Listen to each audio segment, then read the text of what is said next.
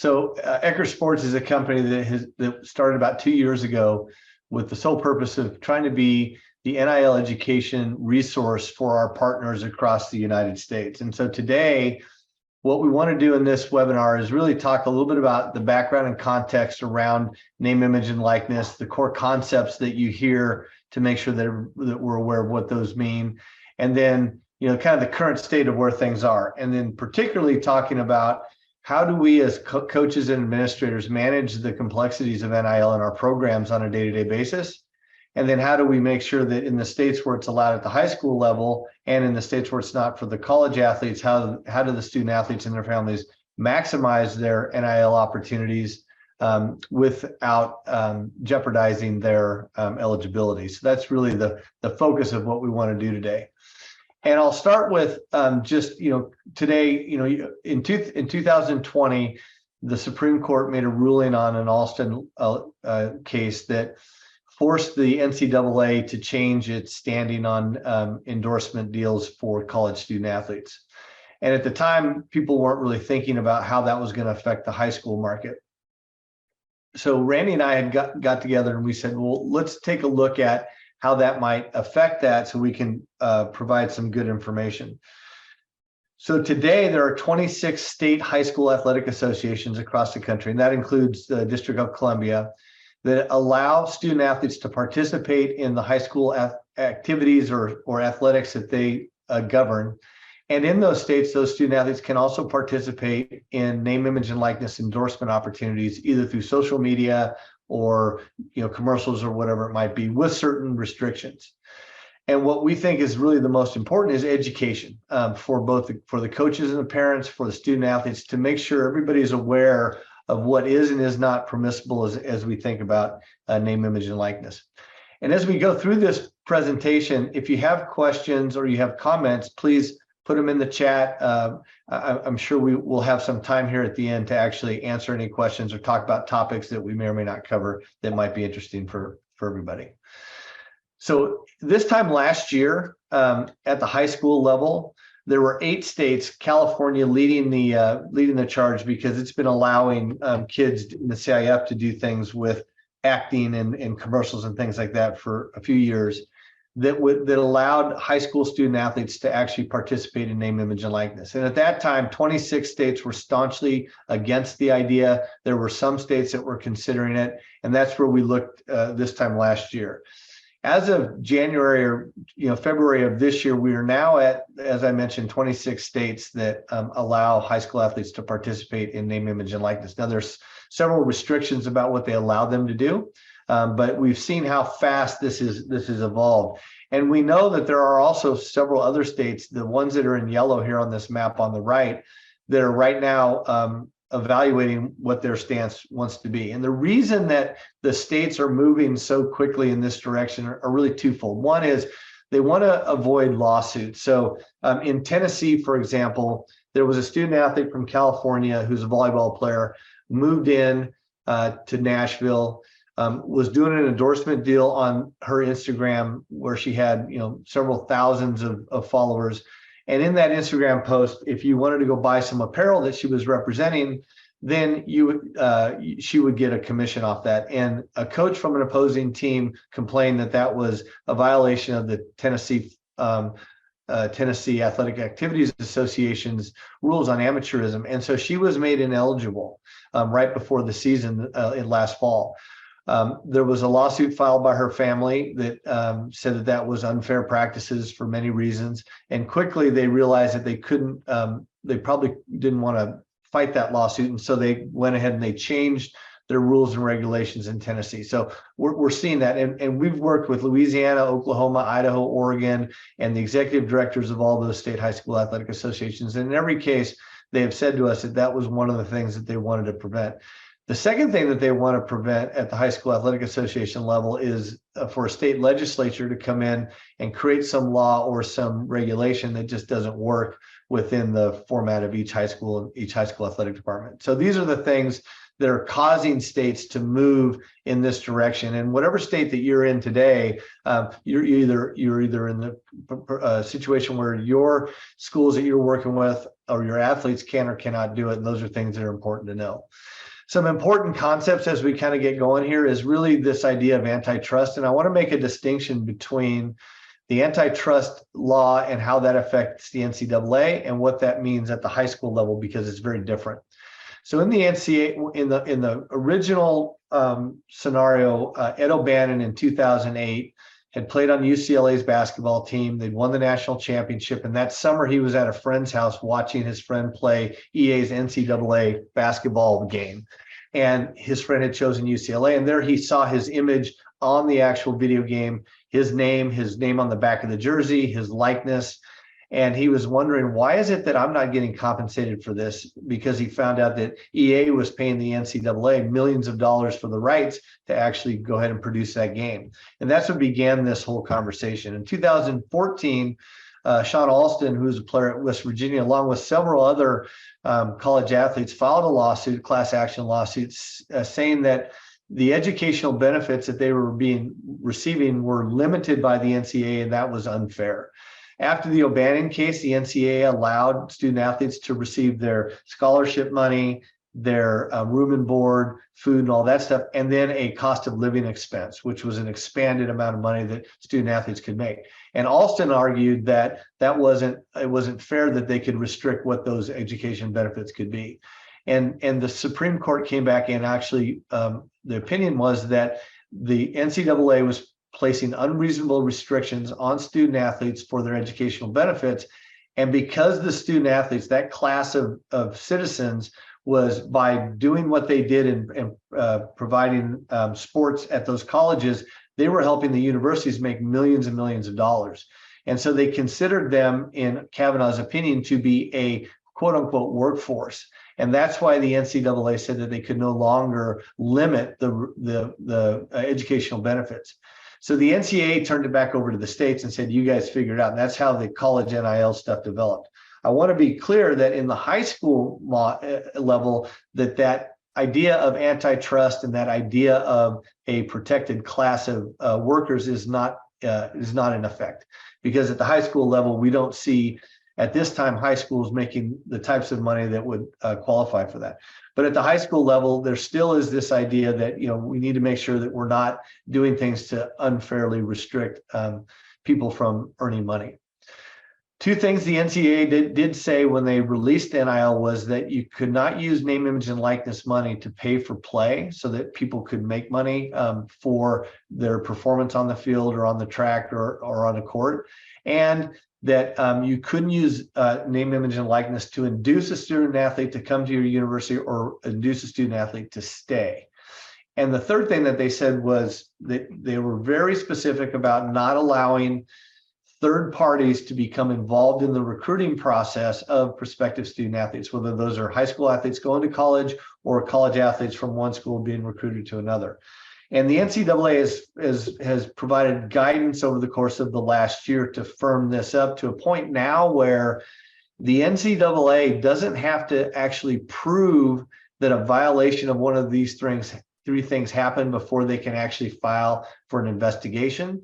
If they see something on social media, if they see some sort of a report, et cetera, that they feel defines that either a third party was inappropriately involved in recruiting or a player was paid to come to school, they can actually then, what they say, presume that there's been a violation and start an investigation. And that's really important to know from your student athletes' perspectives. If you have high school student athletes that are being recruited at colleges, make sure that they understand that if they go to dinner with a booster and they post it on social media saying this booster is going to help me make money when I get there, and the NCAA sees that, they can actually use that as a presumption of a violation by that booster for a improper third-party recruiting program.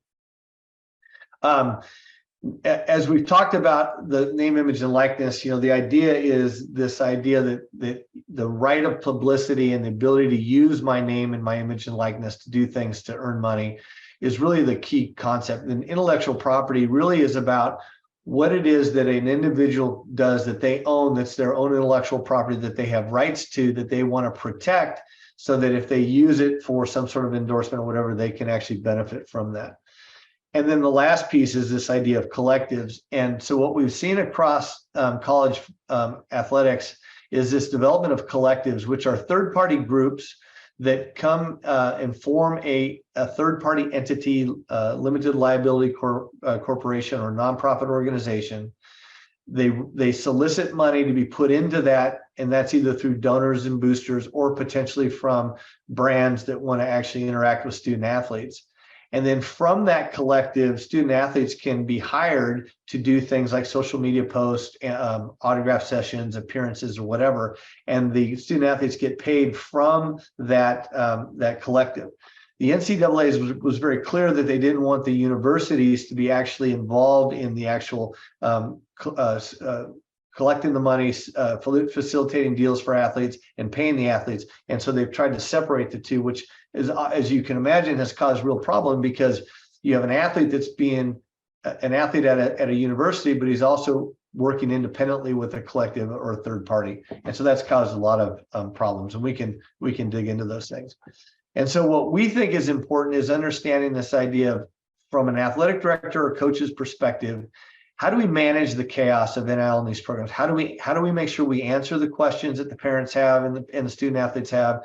How do we help the coaches be more effective in their programs? And how do we create the policies and procedures of how do we actually manage this? And so one of the things we do at Eccker Sports is we provide this kind of three-tiered approach. We have a set of video courses that are available that provide all of the information about name, image, and likeness, the core concepts, things to know from a financial literacy perspective, building brand, how to increase the value in those things. We also have a tremendous amount of tools that we provide to coaches and administrators on giving them workshops, figuring out best practices, how to manage compliance and all those things, depending on what the bylaws are in each state. And then a resource hub that's a state-by-state resource hub that has all the information about the state law, the high school association bylaws, the college and university policies and procedures in every state. And all of that information is really set up to help give everybody the opportunity to have the best information to help the student athletes. And then for the student athletes, what they're really concerned about is two things. One is, how do I maximize the value of my NIL opportunities, whether that's in high school or college? How do I build a brand that's valuable? How do I earn money off of that, and do that all while maintaining my eligibility and compliance so that I don't get into a situation where that doesn't work? And again, we have the video courses that are available for student athletes and families to give them the basis information. We have a bunch of tools that our team has built to help understand from a financial checklist perspective, planning on what to do on a recruiting trip, understanding the differences in social media from being a content creator to being a brand ambassador or an influencer, and all of the different little individual things that are really important for people to understand and know. And again, the resource hub is available to help them as well. And just a couple of things about financial literacy, just to talk about, and then we'll kind of move to questions if there are any, is number one, whether your state allows high school student athletes to participate in name, image, and likeness or not, if a student athlete at the high school level or when they get to college starts to look at those opportunities, it's really important that they have legal representation. And the reason that that's important is because the contracts that they enter into have certain obligations, and we need to make sure that those are fair and that the student athletes are protected. You may have seen today that the NCAA and their new president has announced that they're going to actually have a hearing on March 29th in Congress with the House to talk about how to create kind of common NIL rules. And really the two things that they're really most that Charlie Baker is most interested in as it relates to that are, one, that the student athletes are protected from being exploited or taken advantage of when they do deals with marketing representation. And secondly, to have a certification process to certify marketing agents so that they follow the laws of each state and properly represent the student athletes. And that's what the big thing that Congress is going to look at here at the end of the month. And so making sure that you have somebody that with legal that's a certified attorney in your state, looking at these legal agreements to make sure that their obligations are fair, to make sure the term only goes as long as they're a student athlete in high school, and that there's nothing in there that could cause problems for them. The second thing is to understand that any money earned over $400 is taxable by both federal and state tax laws. And so when a student athlete does a name, image, and likeness deal, whether they're in high school or in college, they have to account for what the tax obligations can be for that, because as we all know, those tax obligations don't go away until you pay them off. And so making sure if I get if a student athlete gets $1,000 to participate in some event, that we need to take 300 of that money and set it aside for taxes when those come due at some point in time. The next thing is really about recruiting visits, making sure that we're really clear on what we can and can't do on recruiting visits, depending on each state. And each state's different. Alabama and Florida, the laws in those states are different than they are in Texas or Ohio or California. And so what college coaches can do at Texas when you're on a recruiting visit is different than what coaches in Alabama or Florida can do right now. And so making sure we understand that, and those are all things that we can help provide. And then the impact of on financial aid. So if a student athlete does a name, image, and likeness deal while they're in high school or even in college, the money earned there will affect financial aid as it reflects on your total earning capability, or from a Pell Grant on the expected financial contribution of a family. So we've seen things where a situation where a family that was at 100% on the Pell Grant did a $3,000 name, image, and likeness deal that pushed their ERC over the threshold to where their Pell Grant went from $7,800 a year down to $6,000 a year, right? And so the loss of almost $1,800 a year over 4 years of college, which is tax-free money that they could use for college, for the $3,000 NIL deal that after taxes was only worth $2,500, wasn't a really good deal in that bit. So understanding that is really important. And then working on building an image and brand in a very thoughtful and intentional way, so that anything that a student athlete connects their social media or their social identity to is something that will be tracked and followed them forever. And when they're being recruited by colleges, the colleges are looking at their social media to see what things they're interacting with. When they go off into the job market, if they don't go professional in their sport, their companies will also evaluate those things. So making sure we build a really good strategy around image and branding. And we're partnering with the coaches associations and high school athletic associations all over the country. And here's just a smattering of some of the ones that we're working with, just for your information. And then I'm just going to put my name and contact information here in this, so that if you have any questions, or if there's anything that we can do to help, whether it is what's going on in your state, what's going on at some universities where your student athletes are being recruited, things to be aware of from a legal or financial perspective, we're happy to at any time to help and assist with that. So with that, I'll stop here and see if there's any questions or comments that we'd like to talk about. Awesome. Thank you so much. A lot of awesome content. We did get some questions in. Let's see where we're going to start. Cool. So the first question asked, how can high schools manage the compliance of NIL deals? So there's really 3 steps to that process. So the first is identifying what your goals or what you're trying to accomplish with NIL in your school district or your school or whatever it is. That's first. The second is actually writing the policy and procedures that align with your state high school athletic association bylaws or whatever state law applies, so that you understand, like in lots of states, they prohibit student athletes from doing endorsements of alcohol products or tobacco products or firearms or adult entertainment or pharmaceuticals, right? So once we understand what the actual, and every state's different, but what we would suggest and what we're helping certain states and school districts with is actually building the policy and procedure for what it means for name, image, and likeness at your high school, how you're going to deal with it from a recruiting perspective and those things. Once we put that in place, then we have a software platform that we provide where there's a mobile app A student athlete would then enter in any NIL deals into a mobile app.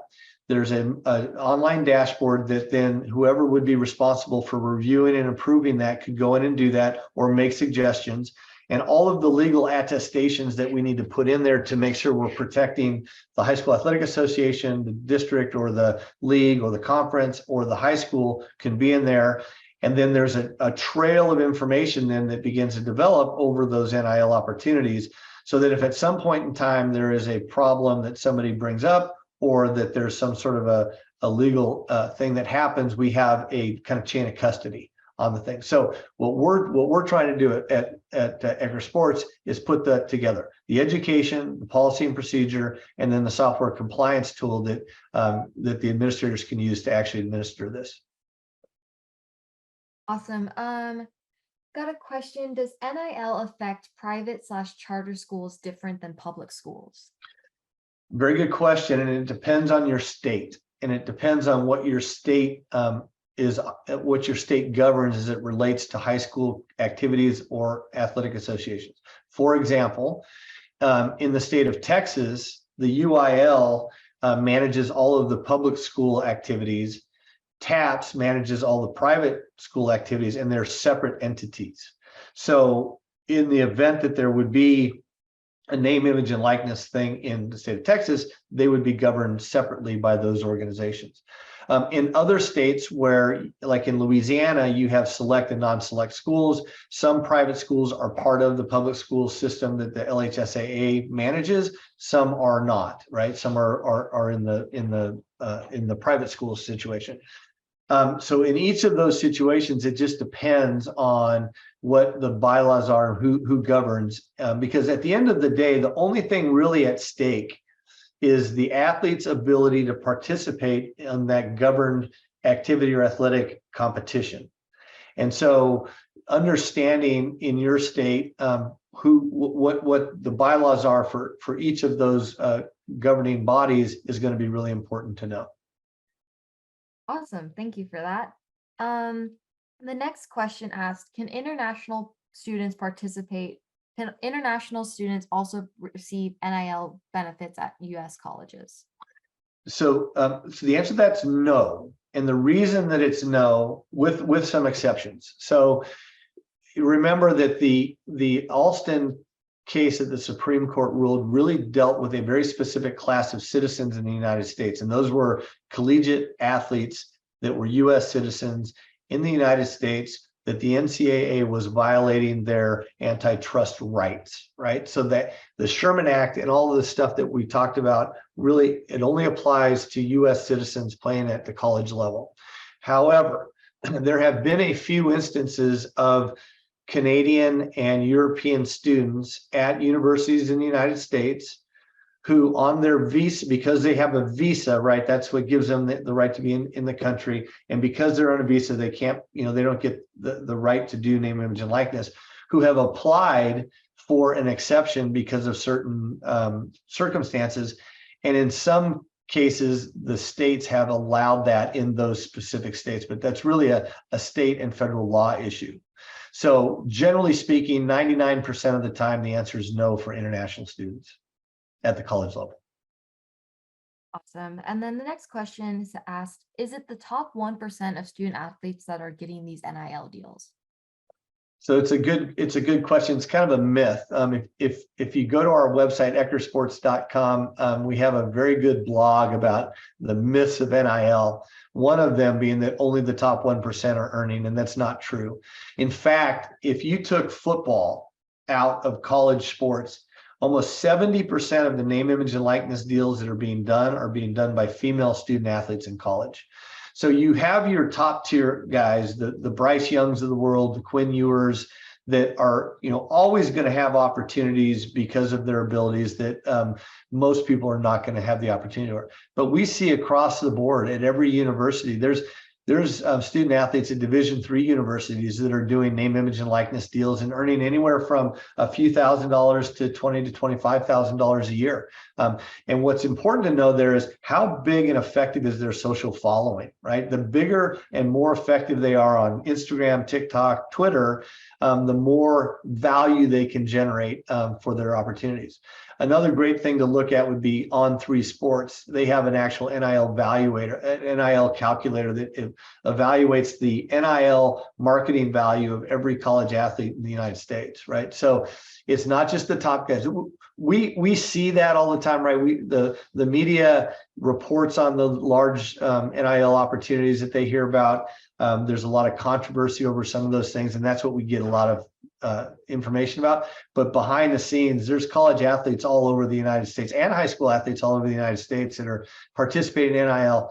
And it's not only about the money that they earn, it's also about the life skills that they develop in actually building a business, which is a business about themselves and putting together a brand and a strategy and figuring out who to actually partner with, and then meet the requirements and obligations of those responsibilities, and then pay their taxes and manage their investments and those kinds of things. So so when we as you dig into the name, image, and likeness opportunities that you're seeing at the high school and college level, it's a lot more, it's more about that than it is about the top 1% and what they earn.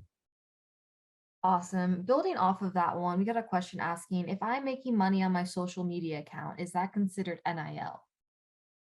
So that's a very good question, and it depends on what state you're in, if you're a high school student athlete, and if your state has any restrictions about the use of logos and marks and facilities from the school that you participate in.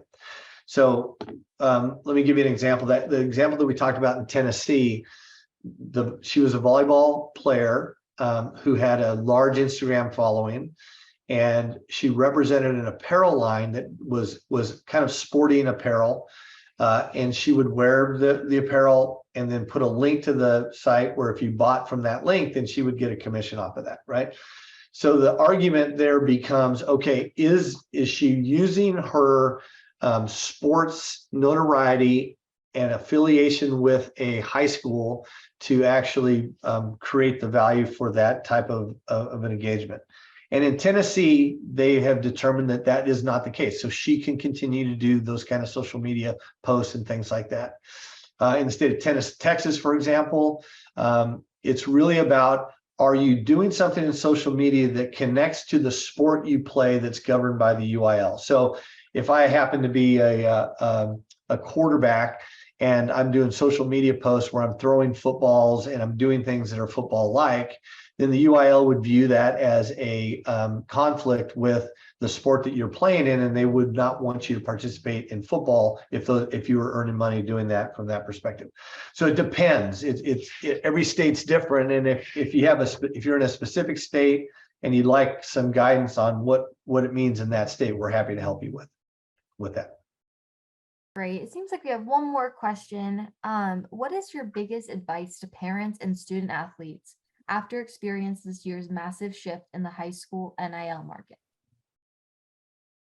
So the first thing that I would say is, don't believe everything you read and hear on the internet. A lot of it's sensationalized and inaccurate. I will tell you, most of it is. The second thing I would say is that it's really important to get educated, right? Really to understand the nuances about what all this means and how it's going to affect you. Because at the end of the day, what we don't want to do is we don't want to jeopardize any of our sons or daughters' opportunities to play high school sports, because the development that comes from that, the formational opportunities, the leadership opportunities are so important that we don't want to do things that would cause problems there. So having a really deep understanding of what state am I in, what do the bylaws of my high school athletic association say, and what does it permit me to do? That's the first thing. Get educated. And you can do that at eckersports.com for $50 a year. You can have access to all of this information in one place that would make it very easy to understand what's going on. The second thing that I would say is that we live in a digital world, and everybody has a digital presence now, or is probably building a digital presence. And NIL is really an opportunity to figure out how to do that in a very intentional way. And we really think it's important to be thoughtful and strategic about who I am, what is my brand, how am I going to develop it, and then how am I going to activate it within these different social channels that are out there. And so if we do those two things, if we get educated so we know what we can and can't do, what can and can't affect our ability to be eligible to participate in either high school or college sports, and we put together a strategy on how we actually go ahead and build a digital presence that would be really representative of who I am today and will follow me through my both college and post-collegiate career. We think those are the two things that really are the most important. And again, we're here to help with that at Eccker Sports. Awesome. Well, thank you so much, Tim. That was a lot of awesome information for all the parents or coaches or student athletes that are on today's call. Just to kind of end up or conclude this, this webinar was recorded and we will be sending out the recording to all RSVPs. So if you weren't able to make it or you want to share it with someone who couldn't be here, that will be available for you probably early next week. But again, big thank you to everyone, Tim, for being a part of this. We really appreciate it. Awesome. Thank you very much. Thanks for having us. Have a good Great. day. Have a great day, everyone. Bye-bye.